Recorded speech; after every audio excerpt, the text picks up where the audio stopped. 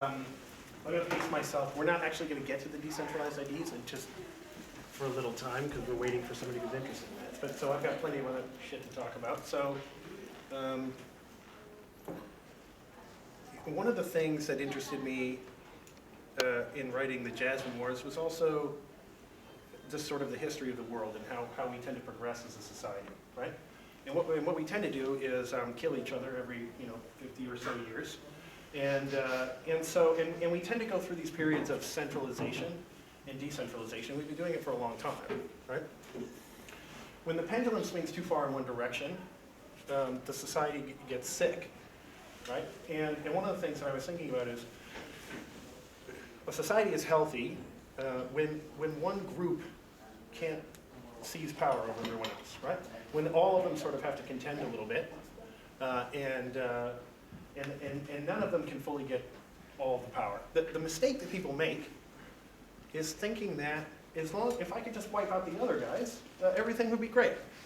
Except that's actually the exact opposite of how it works, right? It's a delusion that people have, right? No matter what your philosophy, you're a socialist, you're a libertarian, you're a communist, whatever, people think, if I could just get rid of the other guys, everything would be this utopia. And what it would be is a freaking disaster, okay? So it's actually better when everybody is a part of the system, and everyone has to contend with the ideas, and the best ideas rise to the top. Right? And so the other thing that sort of inspired me was, when I was thinking about Cicada, was the Arab Spring. The Arab Spring was painful for me to watch, because it quickly turned into the Arab Winter. And what happened was, you have people basically rise up after there were you have basically the people rise up after essentially 40 years of emergency rule. What a joke is this, right? You have a dictator in power who creates we've got to have these emergency laws, and this is one of the jokes of dictators, right? They say, listen, I'm just going to need these powers for a little while, okay? Everyone just go ahead and vote it in. And then I'm just going to turn it all the power back over to you guys. Right? And then if people don't go along with it, then there's a dictator playbook, right? You start rounding up the intellectuals, everybody in this room. You round up the artists. You start killing all the judges, the activists, etc. Anybody who pops up and says, I don't know if this is a good idea. We're going to have all the power and kill everybody, and you go, let's kill that guy too. Right? So, and in fact, I would encourage everyone, actually, this isn't a fun expedition, but I would encourage everyone to go to the House of Terror in Budapest, which is a history of communist and Nazi rule in Hungary for many years. And it's not, like I said, not a fun experience, but I think it's very important in life to see life as it is, right? Not as you imagine it to be, right? Because if you don't understand how things actually work, then you can't actually create a system, that helps people. You create more delusion, right? And the thing about it is, the communists and the fascists both had this idea that if they could just have all the power, everything would be fine, right? So they went through that classic dictator playbook. If you go to the House of Terror, you can go down into the wonderful gallows in the bottom, and you can see what it's like to live the end of your life in a cell and read some spurious charges that they made up and hung. Right? So that's what happens when people get too much power. And so I thought, I really want to limit people's ability to do this in the future, right? And when you see what happens in the Arab Spring is they rise up and they throw off the dictatorship of this 40-year rule, and then within a year they've got another military dictator in there. With another 40 years of emergency rule to look forward to, right? We're seeing this in Turkey now, right? Well, we have this revolution, which is over in 10 minutes, and suddenly they've rounded everyone up, and they've stuffed the ballots, and they've got this vote. Wonderful, right? And one of the problems was, I thought, people actually, they can't organize. They don't have the infrastructure to organize. So the people get very enthusiastic, and they go into the streets and they topple this dictatorship, and then everybody's very hopeful. And then, unfortunately, the only people who've been organized during that time, in Egypt, for instance, were the Muslim Brotherhood. And they were organized because they were an underground terrorist organization for 30 years. And so it turns out that a terrorist organization is actually very similar to any other organization, in that you have to have marketing people. You just don't call them that. And you have to have chains of command, right? And all these things. And so when it came time to organize the different political parties, the various sort of liberal parties, and in a sort of classic liberal sense, right? That word has become poison because we love to poison words now. They were looking for their marketing guy and their graphic designer, and they were going, shit, what's our message? We got to get it together real quick. Unfortunately, Muslim Brotherhood really were the only ones who had their message together, and they had their people that they could just repurpose. So they were able to get out to the street, they dominated the vote, and immediately set about doing what insane people always do, which is, again, force all of the power back into their hands, at which point the military rises up, throws them off, and we're back to square one, right? So how do we stop this cycle from happening, right? That's what I spend a lot of my time thinking about. And to do that, you have to spend a lot of time thinking about how to destroy things, because if you can't figure out how to destroy a system, then you cannot figure out how to protect a system, right? So it's important that when you're looking at code, when you're looking at how you design these systems, that you're thinking about all of the evil, malicious ways that it can be manipulated, right? And so a good example is something like the Adhar system, which is a biometric system in India, centralized system, where they have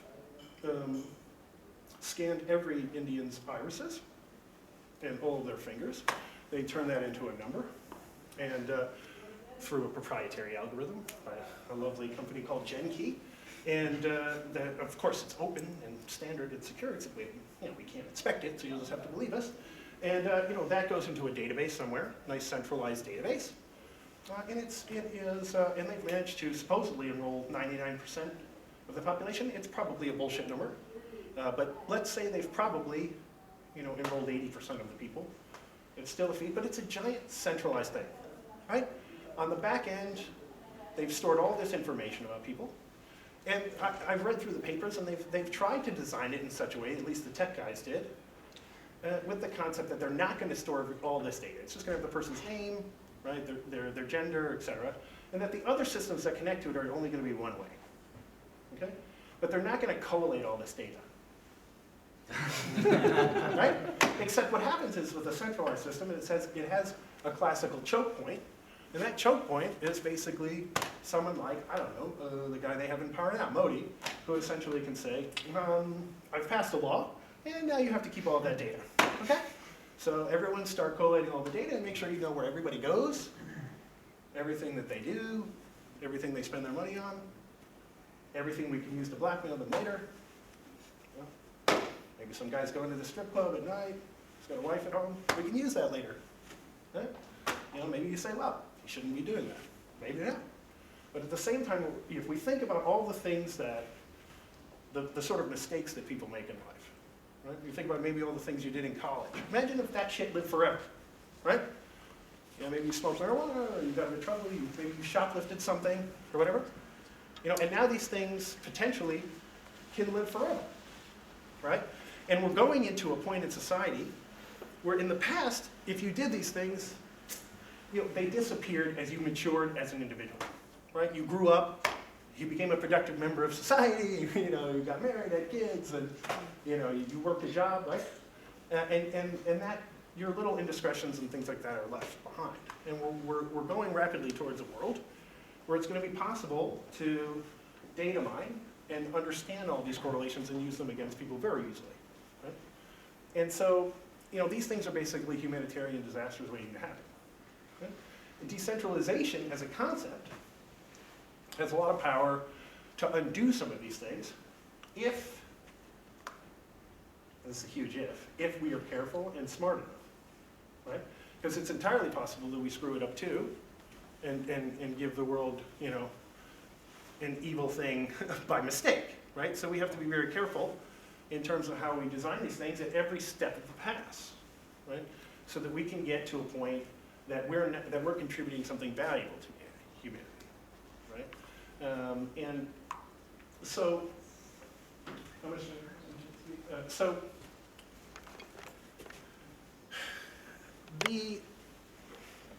these types of things are obviously incredibly challenging. And the other thing that's incredibly challenging is when I started thinking about a system, I would lay down all of the ideas that I had, and many of them are in opposition to each other, okay? They're paradoxical. I'd like to create, for instance, an ID that also gives people privacy, right? A unique ID, but there's also privacy, right? I'd like to have open communication, but I'd also like to have private communication, right? And so what happens is, most people put down all these principles, then they think about it for 10 minutes and they go, I don't think that's possible. And then they go, okay, cool, what I'm going to start doing is making a lot of compromises, right? And I'm going to have this little central system over here, we'll get rid of that later, it's no problem. And then, we'll have this other central system here, it'll be no problem. And of course, later on, they're still there and it's a problem. And so what I encourage people to do is take on the mindset of that there is actually nothing that is impossible, except maybe flapping your arms and flying to the moon or something, right?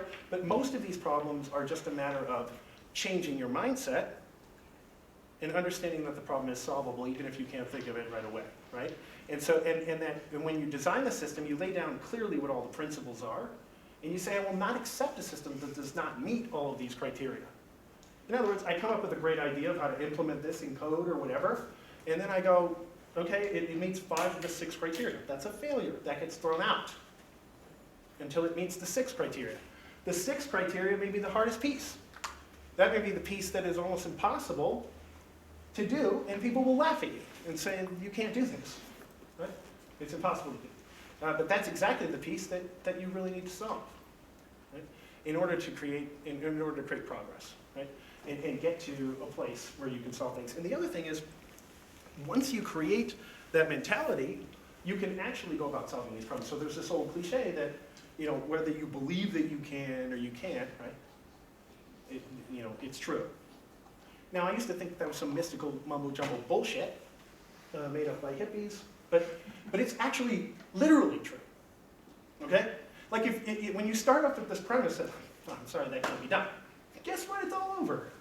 It cannot be done because you don't even start. Right?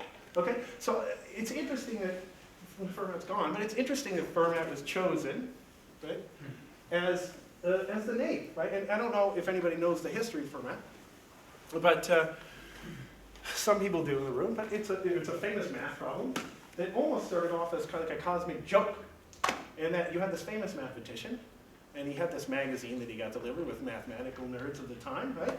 And he wrote this equation in the page, like he was just, watching, like we'd be watching the news or playing on her iPad, and he wrote down this thing.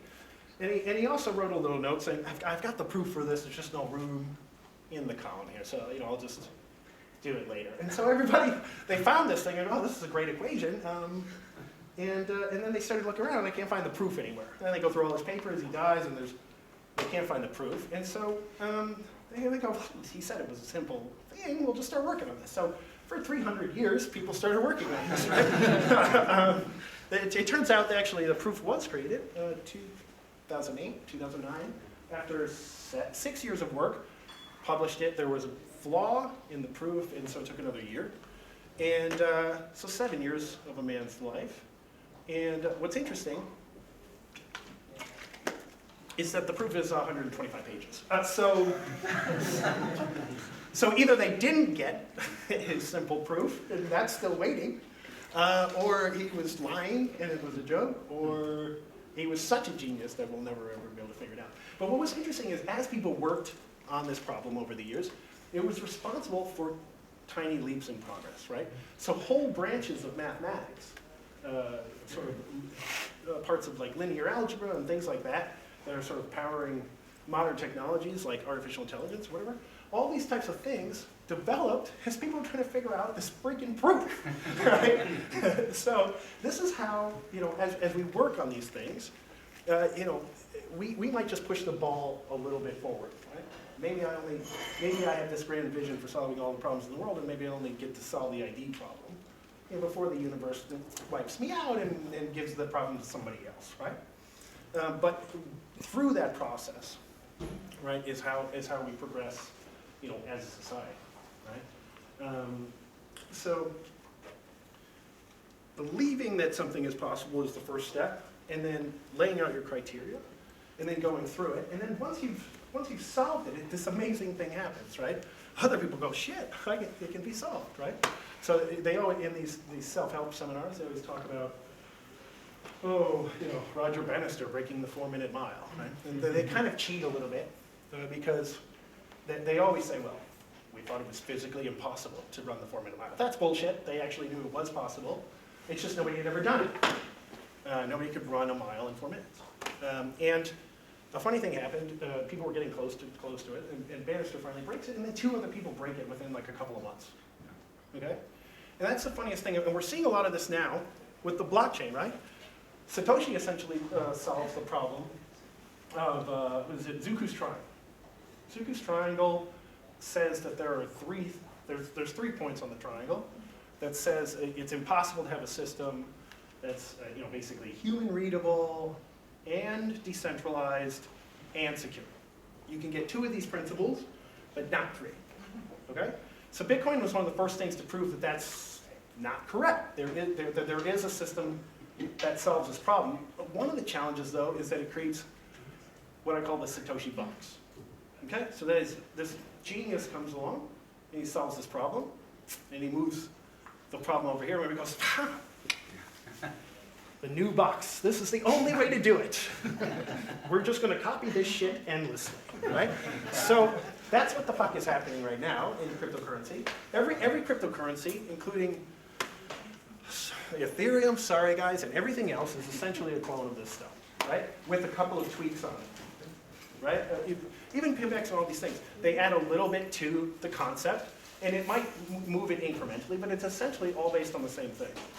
Now, the interesting thing is that blockchains can solve, and decentralized systems can solve a lot more problems, and we're actually only at the beginning of a movement of how that's going to work. And we're basically the cavemen in this situation. Everybody just said, ooga, and we're the cavemen in this situation. And here's how I know this, okay? The blockchain is an example of triple entry accounting. Now, I'm going to go into the history of accounting. This is a riveting subject, okay? The history of accounting is actually something that very few people know because accounting is freaking boring, right? But it's actually incredibly important in the history of the world. There's actually only been 2 different breakthroughs in accounting in the history of man until Bitcoin, right? Until triple entry accounting. And the first one, you had single entry accounting. And what it was is all the rich people had all the money, basically the kings and queens, and they had dukes and such. And you put 1 entry in the ledger. This guy owes me 50 fucking bucks, right? And so the accountant was your brother. And he was your brother because you had to trust that guy. You know why you had to trust that guy? Because if he says, no, I don't, there's no record anymore of that $50. So homeboy can be going over to the treasury, filling his pockets, walking out the door, and erasing all that shit from the ledger. Okay? So what happened was, that's how, we think we have this 1% problem now. It's a joke compared to the 1% problem in the history of the world, right? When all the kings and queens had the money. And then even up to 100 years ago, all the feudal lords in China, they were talking about like 20 guys had all the cash, and then they could kill you if you stole a loaf of bread or something for your family. So that's when we actually had a 1% problem. We've made some progress since then. I think we got about 30,000 people with the money. So we can go further. So around the time of the 1500s, Viennese traders, okay, they start wanting to trade with people that they don't know. Okay? So instead of it be like, hey, I'm the king, and Tejas, you're my brother, we're going to trade. Now I'm going to trade with Julian. I don't know his ass from anybody, right? And so now we have to have proof that we've traded money. And so they come up with the double entry accounting system, which is I have a debit, and I paid you something, and you have a credit. Now we both have a receipt that says I bought something from Julian, right? And now all of a sudden, every time this has happened, it presages a massive uptick in complexity. Actually, even single entry accounting was a massive uptick, because before that, we were all just running around in tribes, and hanging out and checking out the moon and saying like, the sky has told me that we're going to migrate over here, and there'll be the buffalo, right? And people did that for, you know, a million years. Then the kings and queens come along, and they go, we've got this thing, it's called violence, we'll take over everything, and we'll get all the money. And then we'll create this single entry accounting. But it's more complex than it was. They can build castles and shit like that, you know, it's pretty advanced, but nah, you know, it's not a great place to live, right? Just watch Game of Thrones, really fucked up. So then, so you get this double entry accounting all of a sudden. Now you've got shit moving around the world. They've got ships. They got globalism. I know globalism's this evil thing now, if, you know, these fucking psychopaths come to power, but it's actually very interesting to be able to move shit all around the world, right? If you know, suddenly I can get paprika from Hungary, right? Maybe I don't have paprika at home. Paprika's pretty good. Right? I'd like to have paprika. So they got to bring it on a ship to me, and I got to pay somebody for it, but we both got to have proof that I paid for it, right? So double entry accounting. We actually still use double entry accounting today, and if you're doing like TurboTax and GU taxes or QuickBooks, right? You're just using a double entry accounting system. But it's starting to strain at the seams. Society is starting to strain at the seams, and so are these accounting systems. And so along comes triple entry accounting. What is triple entry accounting? Well, it's just what it sounds like, and now I can make a prediction, by the way, that there will be quadruple entry accounting. I have no idea what that looks like, but it'll probably be really important. So if it comes along in your lifetime, invest in that. But hey, triple entry accounting is, we're going to make a third entry. So a debit and a credit, and then we got this thing called this blockchain. I'm going to put an entry in there. And what is that? That is all of us agreeing on a version of objective reality. Okay? It is not actual objective reality, which we could get into a philosophical hole here, but so we won't. But because maybe there is no objective reality, or we can't actually get to it. But let's pretend that we've outlined objective reality, and now we have this sort of immutable thing. Now, what can you do with that, right? Because that's the important thing. So imagine now that you have stock issued in a company, right?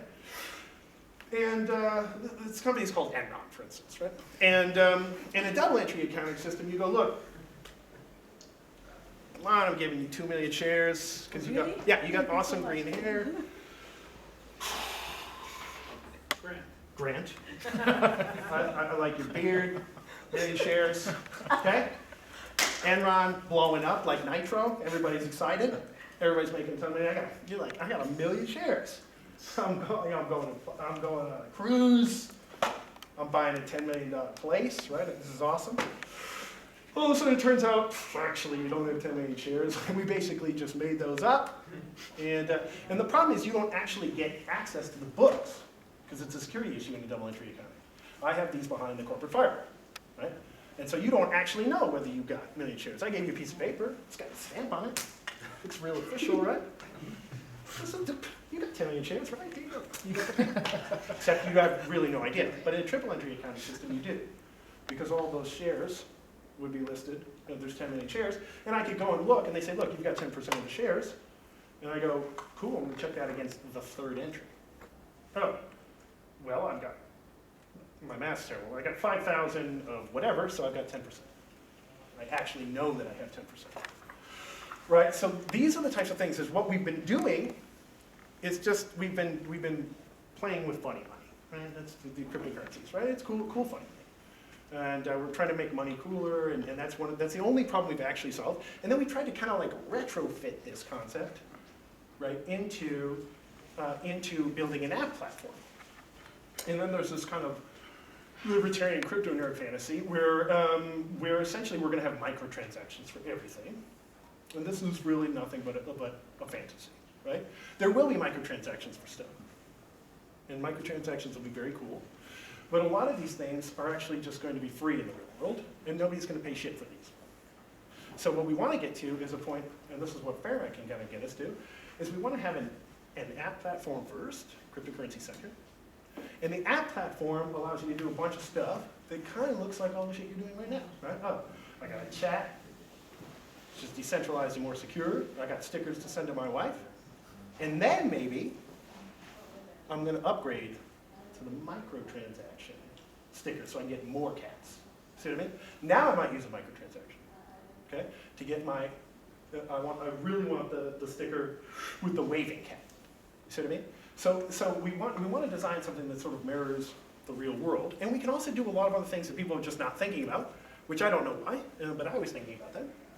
And that is, we could likely create secure, transparent voting systems. Now, a lot of people in power are not going to like that. So real happy about having these obscure voting systems. In fact, we just had this awesome referendum in Turkey, and I was reading about it in the Wall Street Journal, where all the votes are supposed to get this stamp. It says that they're sort of official. And a couple of people started to notice this weird thing.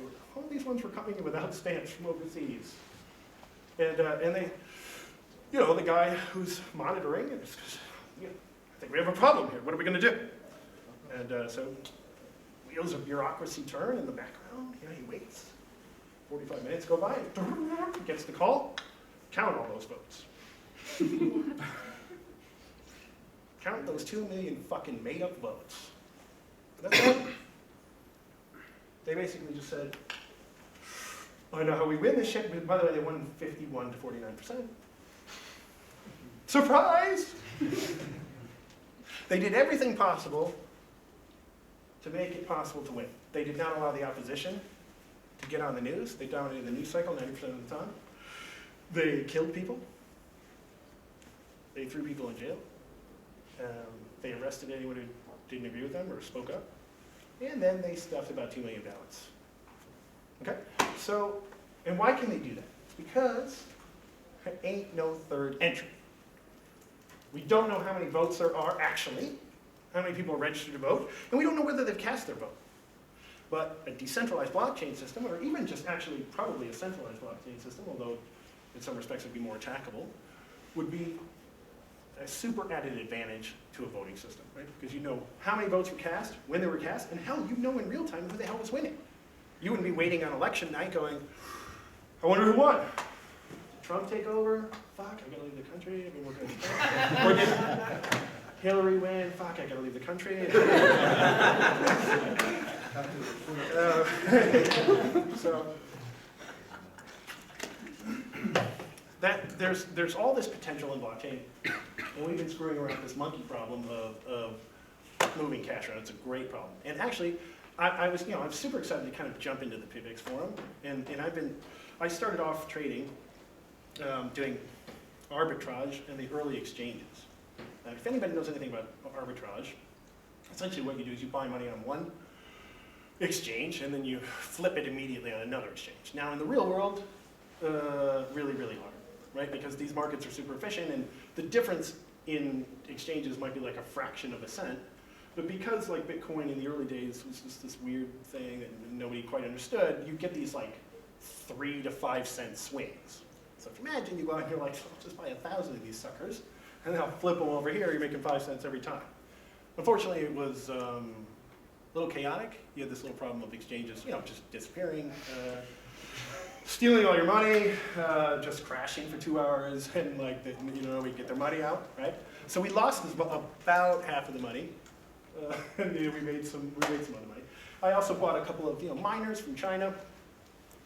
Great pieces of equipment until they just busted, right? And then I called support. Said, hello? Yeah, your ASIC is fucking broken. They said, sir, no money back. Sorry. Well, can I get this fixed? No. So that was big waste of time. So I kind of sat out for a little while. Right? And I was just sort of noodling around with the Cicada project in my head, not really paying too much attention. So I come back, we start talking about Fermat, and I'm excited to see kind of the stuff that you've been working on, secretly. And then I kind of jump into PIVX, and I see sort of like this whole community of people kind of interacting. And I see that tip bot, right? And that tip bot was like, hey, this is cool, right? I got a command line where I could just send money around. So I was out sending money. I'm impersonating the human CI, saying, send me your ties. Give me all the money, right? And it's cool, like the money's moving around in this frictionless fashion, right? So a lot of progress is happening in different areas. One of the best things we can do is really form an umbrella organization. That's one of the things that I'm working on. Try to be an evangelist as I build my sort of personal brand. People know who the hell I am. For some reason, they like to hear me talk, and they like what I write. So I want to say, look, all these projects that are out there, come into the fold. come here, right? We're all working on this problem. Right? Let's work on various aspects of this problem together. Because each person is sort of, like you said, working on this massive piece of this giant freaking puzzle, right? It is a big puzzle, and it's really complicated, right? And you get a number of people go, yeah, if we could just have this. And then another person go, if we could just have this.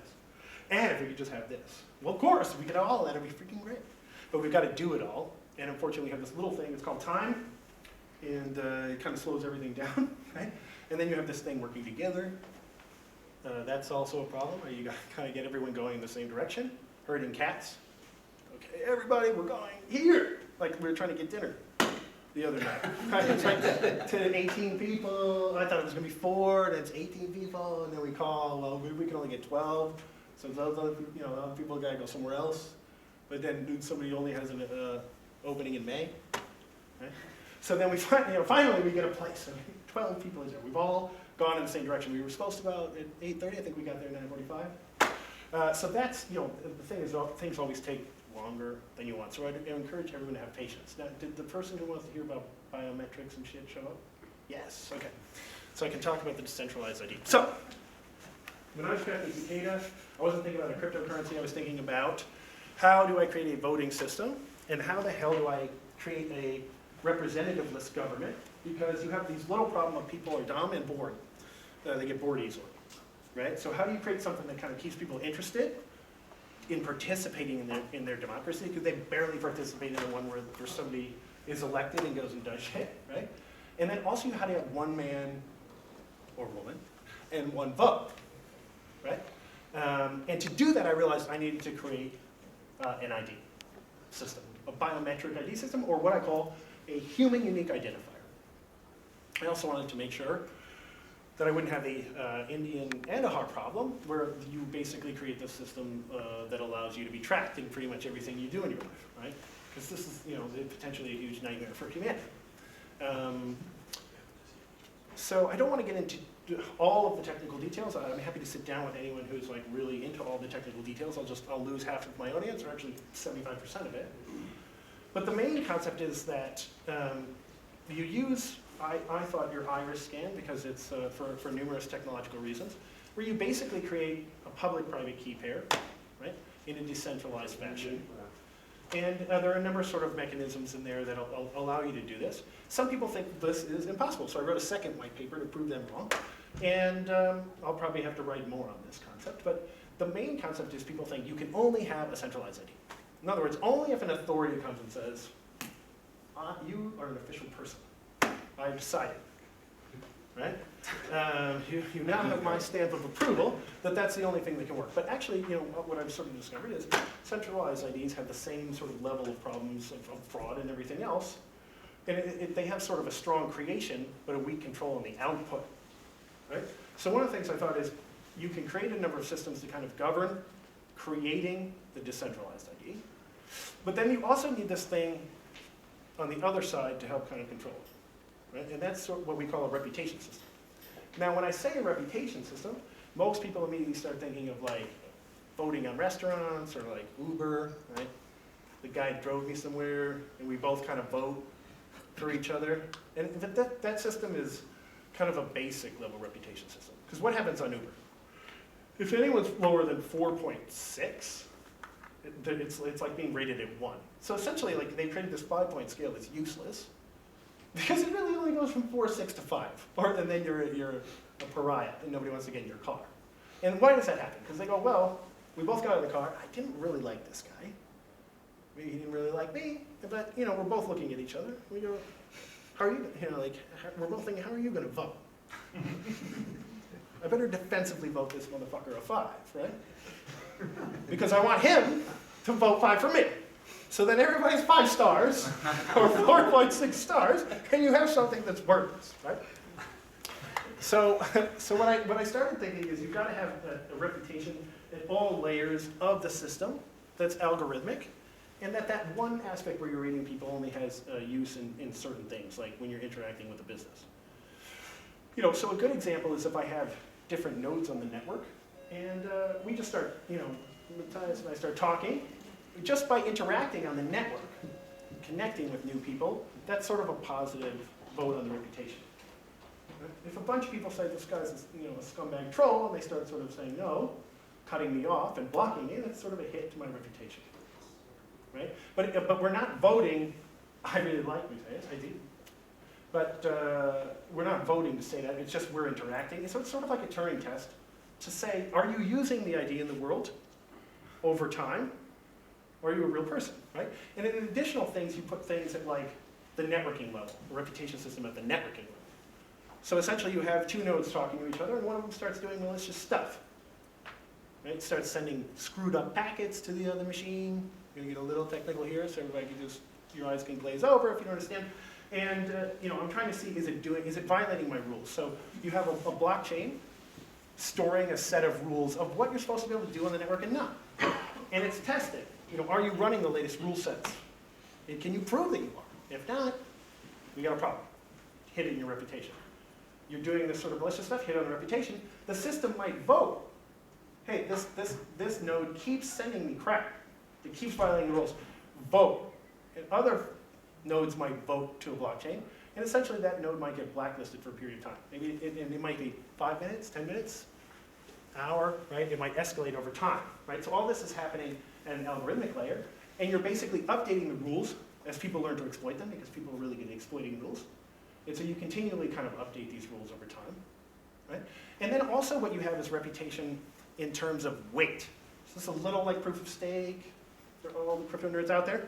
And proof of stake is a bit like, but not totally. Weight is more like, I'm an organization, okay?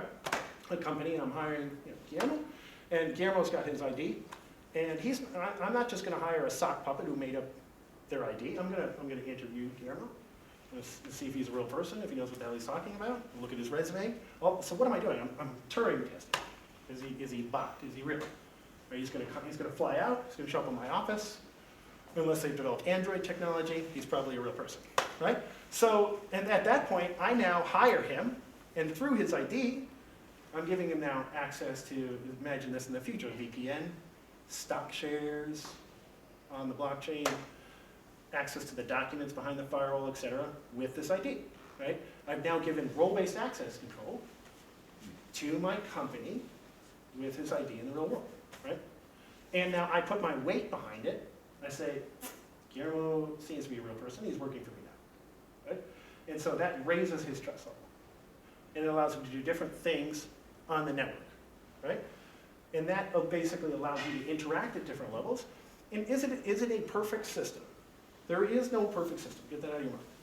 So what you want to do is build something that works 99% of the time. You want to understand that there's going to be kind of outliers, right, screw-ups, and then you want to adjust for those things.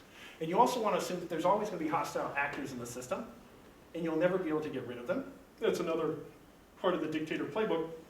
We're going to eliminate all the enemies of the people.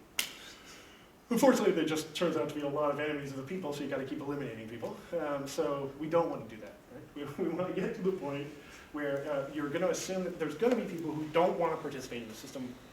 They want to try to cheat it, right? Whether it's it's part of our game philosophy. So you want to know how those things are happening. And the reputation system so the ID as I design it really is an inversion of the centralized system. And that is we have strong controls on the centralized ID creation and weak controls on the usage of the ID. That's why there's fraud all the time. My sister's identity got stolen, and they go, we got you. We're going to put an alert on the cards. Every time this guy goes and uses your ID to open up cards, you're going to get an alert. Except, he just keeps opening stuff. It's a brute force attack, and sometimes they forget to call her. Oh, so maybe he gets $5 grand, and then they got to return it, right? And then eventually he gets bored and moves on to stealing someone else's stuff. So we have this kind of rampant fraud, right? And so this reverses the concept, where essentially you have slightly weaker controls on the creation, strong controls on the usage, which I feel is a superior system, because that's where you're using it most of the time. Creation is 5 seconds, using it is the rest of your life. So that's where you kind of want to put your efforts, right? And in addition, I looked back over a lot of research as I was working on this, and I found, for instance, David Chaum was a famous cryptographer. He'd already essentially figured out a lot of this shit in the 1980s. He even figured out something like this, cell phone. He called it a card computer. It didn't exist. And he essentially had this concept that you could have these sub-IDs, okay? And these sub-IDs might essentially only contain a little bit of your information, right? You might say, okay, I've got my credit card and my name, and so imagine that in the future, I go to like an eBay, and I give them my sub-ID token, okay? And they're just storing this sub-ID token, or they're storing the rights to access that information in an information wallet.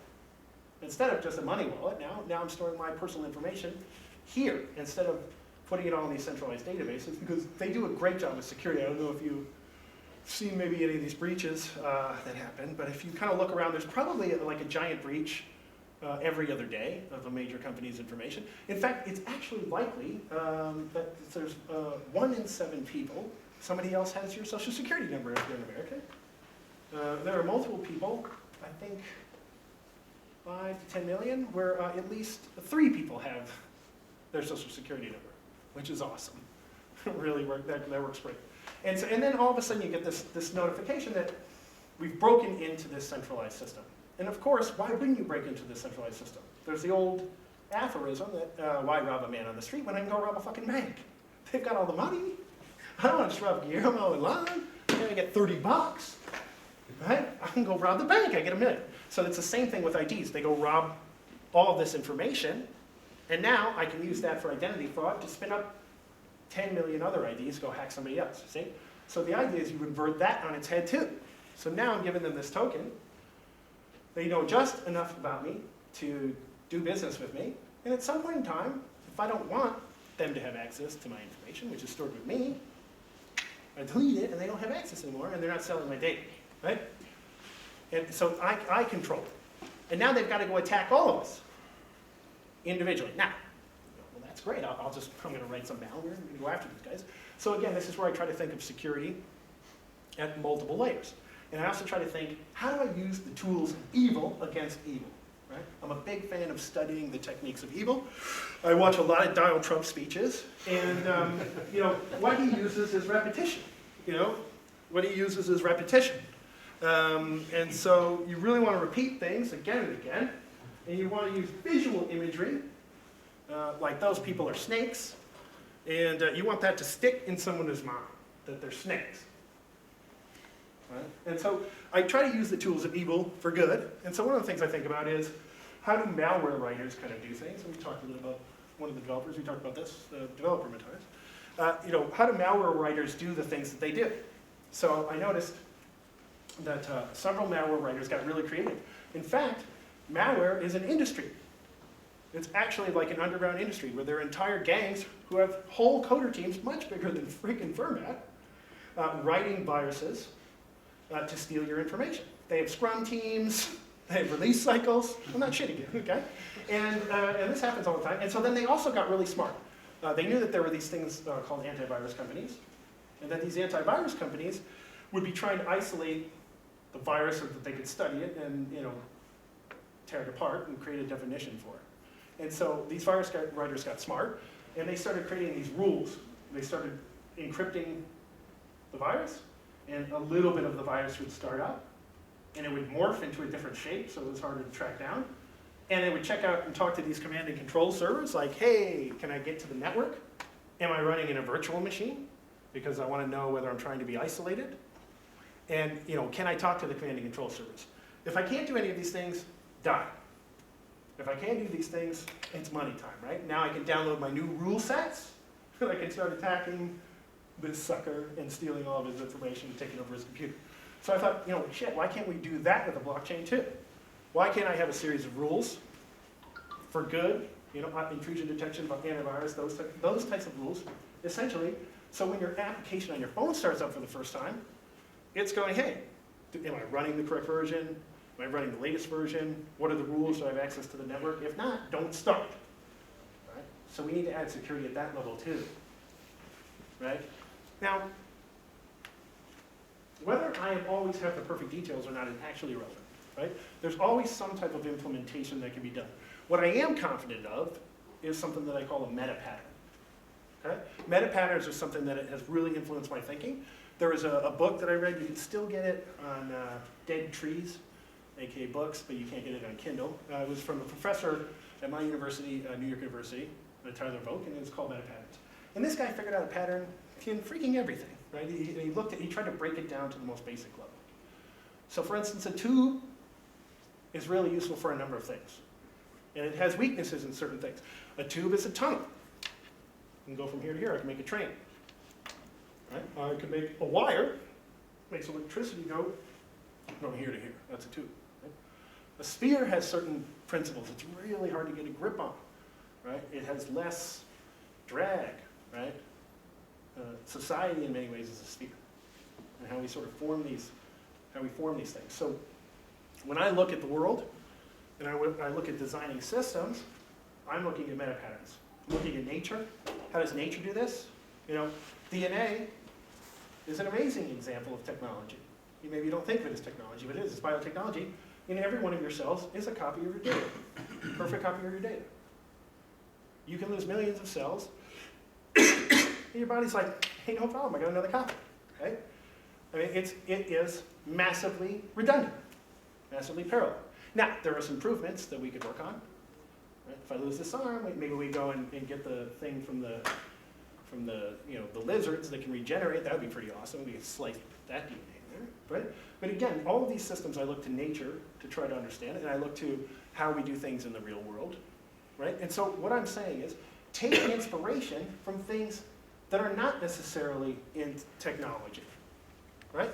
When you're designing a piece of technology, don't just say, well, what's the best practice? Oh shit, I looked this up. So O'Reilly book, this guy told me everything I need to know. I'm just gonna copy his shit. Oh, it's on GitHub, I'm just gonna fork it, it's done, right? That's a really lazy ass way of doing shit, right?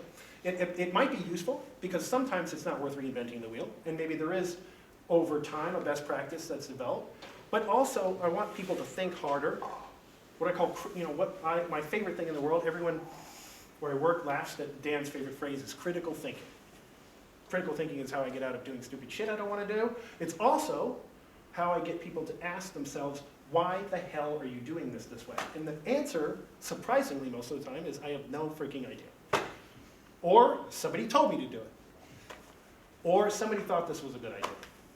For instance, a great example is like cold calling people. Okay, they love this idea in sales. We're gonna have a cold calling marathon.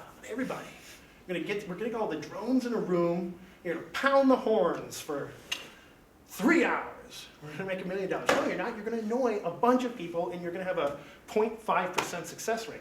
It's such a piece of shit system, and people just do these types of things over and over again, because they don't think about it. They don't take inspiration from other places in life, right? So everything that you learn in life, your education is what you were exposed to. That's what my greatest mentor always told me. High school English teacher, still one of my good friends, still see him every chance that I get, okay? What you are exposed to teaches you more things. In every area of life, we used to be more interdisciplinary thinkers. We used to learn how to paint and play the piano, and now we go, oh, that's stupid, I'm just gonna learn how to code. Right? But the problem is we become so narrow. And so I encourage everyone to look and learn as much as possible information outside of your normal sphere of knowledge. Right? And then apply the things that you see and develop the ability to see clearly what is actually in front of you. You'd be surprised at how few people are able to actually look at something and say that that's actually what's happening. They imagine something is happening in their mind, but it's not actually there. People believe all kinds of crazy shit. And they're not looking at how reality is. But if you're going to design a system with that in mind, you're going to create a system that doesn't work. For example, if you don't believe that you are going to die if you get hit by a car, and you walk out into the street to try to prove that, you'll be proven wrong. Right? But you are free to believe that, right? Which is insane. It's the definition of insanity is not actually looking at reality the way that it is. Right? Look at reality the way that it is. Study as much as possible. Look for bigger patterns. Bring that knowledge into what you're doing. And maybe, just maybe, we create a system that saves the fucking world instead of destroys it. Thank you, everybody.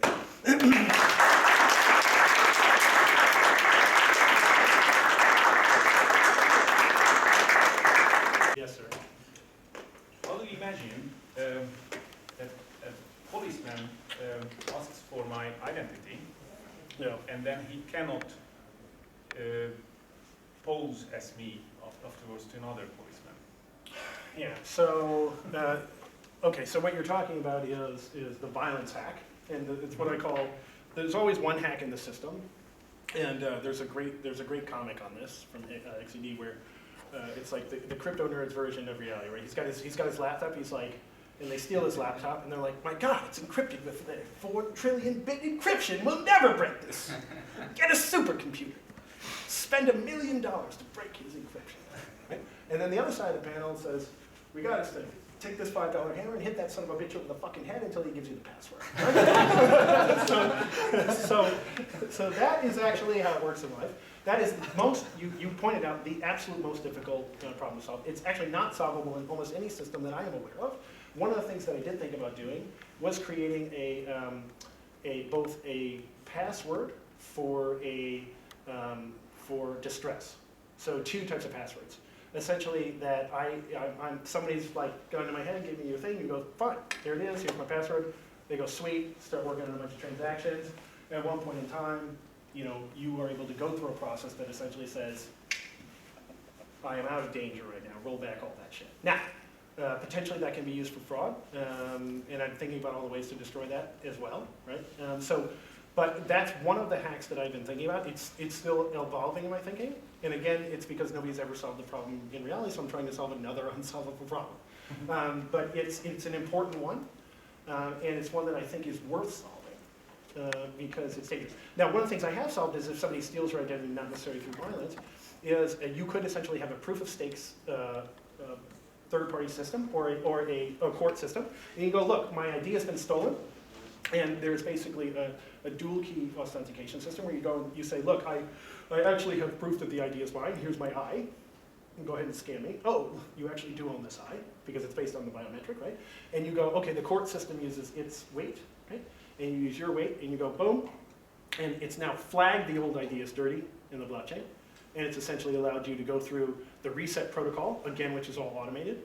And you're able to put a new ID into the system and go forward from there, right? So it freezes old transactions. So potentially, that's how I've looked to sort of solve those problems, and I'm still trying to solve the violence hack. Another question? Yes, sir? Yeah, actually, you just answered this question a couple of minutes ago. Okay. And I was really surprised to hear the name David Chom from someone else. So the Chom-Pedersen protocol is exactly for this problem. Okay. The mafia attack in the Chom-Pedersen protocol is only vulnerable to the violence hack in the middle of authentication, not after it or before it. And it's much harder. So yeah, cool. It is actually solved. Beautiful. We're going to steal from the past. That's one of the best things in the world, right? And that's the thing is, a lot of these ideas actually, and this is the thing, I encourage people to study widely, because a lot of people have written stuff in this sort of dry, boring language a bunch of years ago, and the truth is nobody cared about it, right? So it's sitting out there. It's just like when I started writing about cicada, I thought, nobody's going to give a shit about this, right?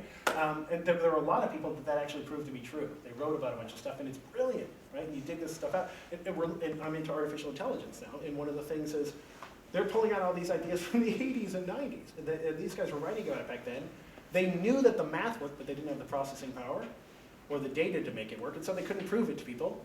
And as Jeffrey Hinton, who's one of the founders of artificial intelligence, said, since I know that this works, but I actually can't show you. Not a very compelling argument. And so these guys were basically pariahs for a number of years. But now they're pulling all these old things out.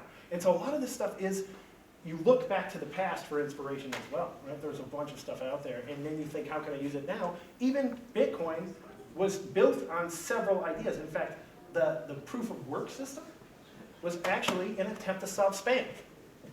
And the idea was that if I send you email, that I have to do a little proof of work, right, to send you that mail, so that I can't just hammer you with lots of stuff, because it was frictionless, right? I just keep sending you a bunch of mail. So it was like designed to like make it harder and slow it down. It didn't really work for spam. Luckily, we came up with some other answers to it. But again, that problem made progress in other parts of the world. And look, it's not even about creating a cryptocurrency. It was trying to solve a spam problem. But look, somebody was smart enough to look, Satoshi, whether that was a person or multiple people, look at it and take that into their domain. Other questions? Yes? I don't yet understand the basics. I read your white paper. Yeah. Which one? There's two. I think the newer one, I couldn't find the old one. I read the Okay. old one back a while ago, but Okay. is it still up? It's still there. It's all in the GitHub. Yeah. Go ahead. So I don't understand the basics of that generation. What stops someone from? So my iris is the source of everything, Yeah. right? Mhm. So what stops someone to take a snapshot of my iris and then create an ID which is so he acts as me? Yeah. There's also, so essentially what I would do is you store the template homomorphically, which is going to get really boring for everybody who's not technical, but essentially you're taking the template, which is a sort of binary image of the eye, and you're storing that in a separate blockchain that's not linked to someone. And then you're encrypting it, and you're not allowing that encryption box to ever be opened, but you can run checks against that. But what stops someone? So what I'm saying is it's binary. Yeah. If it's already been used, you don't get to use it again, right? And so let's say, so in the case where you've already created your ID, and somebody takes a snapshot of your eye, which actually won't work. We don't have high enough resolution of cameras unless they hold you down and use a very special camera at this point. But eventually, that will probably develop anyway. But let's pretend that it was developed. Okay. If you've already created your ID, they won't. It'll say, oh, it's Boolean. It's yes or no. Does it exist already? Sorry, you can't use it again.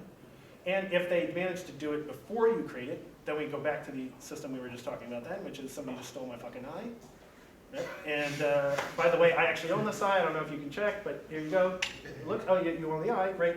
Reset. Flag is dirty. Go for it. Make sense? Okay, but surely We can talk about it more. Sure. Awesome. Anyone else? Question? Thank you for your time.